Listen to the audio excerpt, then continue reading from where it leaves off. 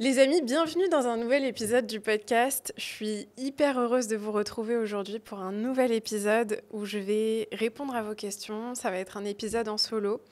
J'ai décidé de faire pas mal de formats comme ça parce que je trouve que c'est très enrichissant. On peut aborder différents sujets. Avant de démarrer, j'ai juste une petite faveur à vous demander. Si le podcast a résonné avec vous, s'il vous a inspiré, s'il vous a aidé d'une quelconque manière, je vous serais hyper reconnaissante si vous pouviez prendre quelques instants pour vous abonner à la chaîne YouTube, laisser un avis ou un commentaire sur Apple Podcast ou Spotify. Ça aide énormément le podcast à prendre en visibilité. Et moi, ça m'aide à savoir que le contenu que je vous propose vous apporte de la valeur et vous aide au quotidien. Je vous remercie d'avance et je vous souhaite une très très belle écoute. Alors, je vais commencer par une question où on me demande « C'est quoi la clé pour se laisser aimer ?» quand on a joué le rôle du sauveur toute sa vie. Ce qu'il faut savoir, c'est que quand on a développé une identité autour du fait de sauver les autres, c'est-à-dire qu'on tire notre valeur sur le fait de sauver quelqu'un, ce qui va se passer, c'est qu'à un niveau inconscient, on va avoir du mal à même imaginer que quelqu'un puisse nous aimer sans qu'on le sauve, sans qu'on l'extirpe de sa souffrance, de son mal-être, de son chaos ou de sa détresse. C'est important de comprendre d'où ça vient, pourquoi est-ce que j'ai développé cette identité-là, pourquoi est-ce que j'ai internalisé la croyance qu'il faut absolument que je sauve l'autre pour mériter son amour. Et ensuite, quand tu comprends ça, normalement, tu devrais ressentir une forme de détachement sur cette croyance parce que quand tu comprends d'où vient une croyance, quand tu comprends comment est-ce que ça s'est formé, comment est-ce que tu as commencé à croire que ta valeur est directement associée avec ta capacité à sauver l'autre, tout de suite, tu devrais voir que c'est juste une construction du mental, c'est une construction qui t'a permis toi-même, à un certain niveau, de te sauver. Et ça, c'est quelque chose dont je parlais avec une amie il y a quelques jours. Quand tu as le syndrome du sauveur, tu penses que ton objectif, c'est de sauver l'autre. C'est très dur ce que je vais dire, alors attention. Tu penses que ton objectif, c'est de sauver l'autre, mais en réalité, ton objectif, c'est de te sauver toi. Parce que quand tu cherches à tout prix à sauver l'autre, tu réponds d'abord à ton besoin à toi d'être sauvé parce que tu supportes tellement pas la souffrance de l'autre que ça devient une question presque de survie pour toi de réussir à le sauver.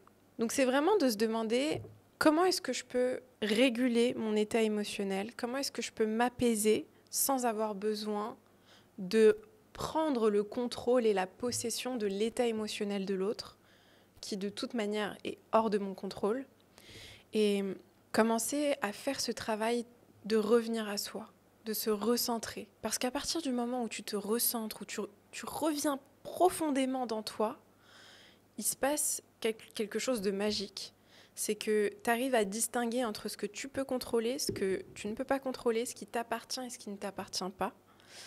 Et tu commences à faire ce travail de te donner de l'amour à toi-même en dehors de ta capacité à sauver l'autre. À ce moment-là, tu peux réellement commencer à faire ce travail-là et à reprendre possession de ta valeur, de ton image de toi-même. Parce que ce qui se joue dans ces moments-là, c'est qu'on est tellement perdu dans l'autre, on s'efface tellement dans l'autre que forcément notre valeur est déterminée par l'autre. Mais à partir du moment où tu te recentres, où tu reviens à toi, tu te reconnectes à toi, tu comprends profondément que ta valeur n'a rien à voir avec ça. Donc, comment est-ce que tu peux te laisser aimer en dehors de ta capacité à sauver l'autre ? Déjà, comprendre que tu ne sauves pas l'autre pour lui, mais pour toi. Te recentrer, revenir à toi et te reconnecter profondément à toi et te donner de l'amour en dehors de ce que tu peux faire pour les autres. C'est les 3 clés que je te donnerai dans cette situation. Alors, la deuxième question, j'aime beaucoup cette question, c'est si tu devais conseiller à quelqu'un de sortir de sa zone de confort, que lui dirais-tu ? Pour moi, à partir du moment où tu es trop confortable, quand tu te sens trop confortable et quand tu as vraiment le sentiment que tu n'as pas peur, que ta vie est plus ou moins prévisible, c'est à ce moment-là où, normalement, la sonnette d'alarme doit sonner et tu dois réaliser à ce moment-là que, attends, là, il faut que je me challenge un peu, il faut que j'aille sortir de ma zone de confort, il faut que j'aille trouver des situations qui vont me faire grandir. On ne grandit pas dans notre zone de confort, on ne grandit pas dans ce qui est familier pour nous. C'est à partir du moment où tu vas sortir de ta zone de confort et aller dans un terrain inconnu que tu vas pouvoir être suffisamment challengé pour aller apprendre de nouvelles choses et étendre ton champ des possibles. C'est vraiment en dehors de notre zone de confort qu'on grandit. Et ce que je conseillerais à quelqu'un qui aurait du mal à sortir de sa zone de confort, c'est vraiment d'y aller petit à petit. Il y a un modèle que j'ai créé qui est le modèle de l'ascension gagnante, que j'adore et que j'utilise toujours dans ma propre vie, qui est très simple. Quand tu veux gravir une montagne et que tu veux aller au sommet d'une montagne, peu importe la montagne, peu importe dans quel domaine tu veux te challenger et sortir de ta zone de confort, ce qui va t'aider, c'est pas de te dire comment est-ce que je peux arriver au sommet de la montagne d'un coup ? Comment est-ce que je peux le plus vite possible arriver au sommet de la montagne et atteindre mon objectif le plus rapidement possible, sans aucun obstacle, sans aucune difficulté ? Ce qui va vraiment t'aider, c'est de te dire c'est quoi la prochaine étape ? C'est quoi le prochain pas ? Et en te focalisant sur le prochain pas à chaque fois, c'est comme ça que tu gagnes parce que c'est comme ça que tu avances sereinement vers le sommet. Personne ne réussit à accomplir de grandes choses en voulant y aller d'un coup.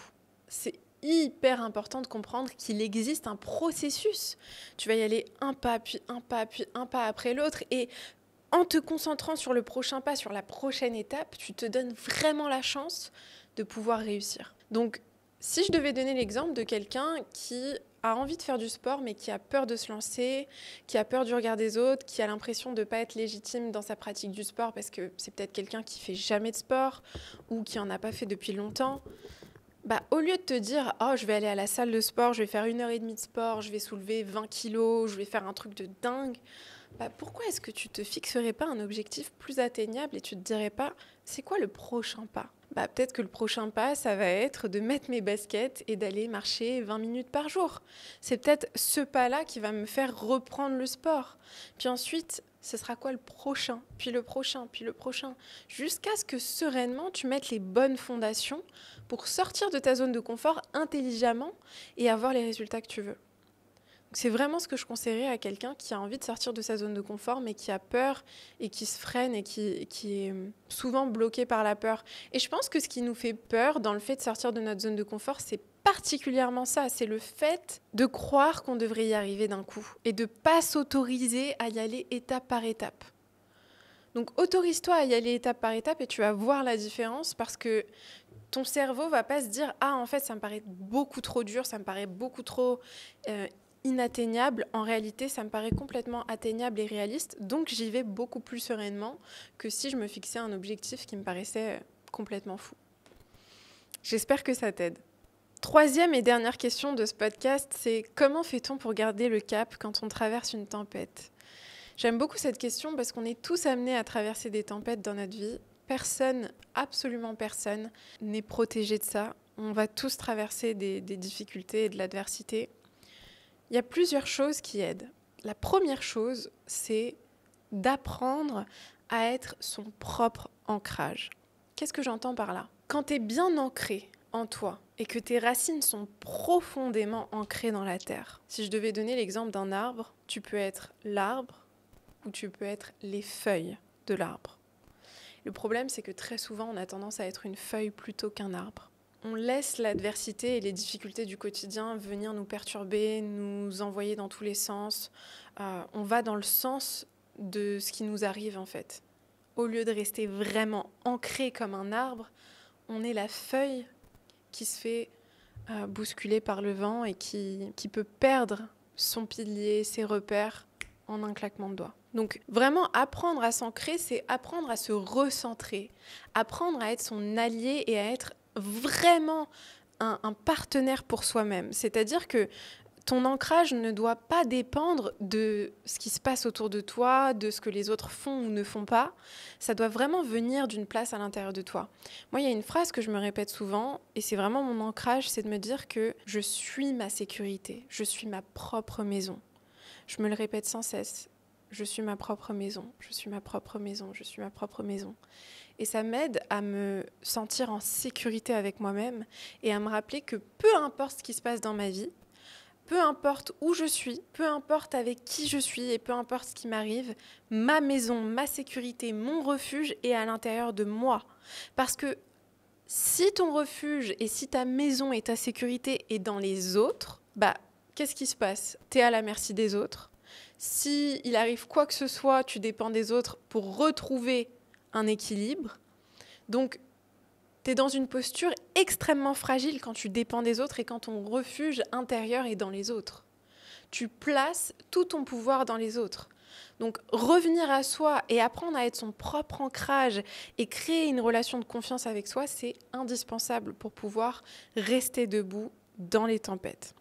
Le deuxième point que je veux te donner, c'est quelque chose qui m'aide énormément et c'est une phrase qu'on entend beaucoup et qui vient d'un proverbe perse qui dit « ça aussi, ça va passer ». « This too shall pass ». C'est une phrase qu'on entend beaucoup en anglais. Pourquoi est-ce que j'adore cette phrase et pourquoi est-ce que je me rappelle toujours de ça quand je vis de l'adversité ? C'est que quand on est en pleine tempête, on a l'impression que le monde s'écroule autour de nous et on a l'impression que ça passera jamais. On a vraiment ce sentiment-là que cette souffrance qu'on est en train de vivre, cette douleur, on a le sentiment qu'elle va rester indéfiniment, qu'elle va prendre place en nous et qu'elle va s'enraciner dans notre vie.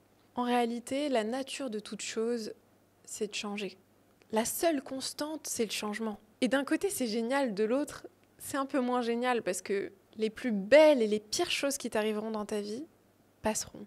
Donc ça aussi, ça va passer. Et moi, ça m'a beaucoup aidé dans les moments qui sont difficiles de me rappeler que dans quelques temps, ça passera.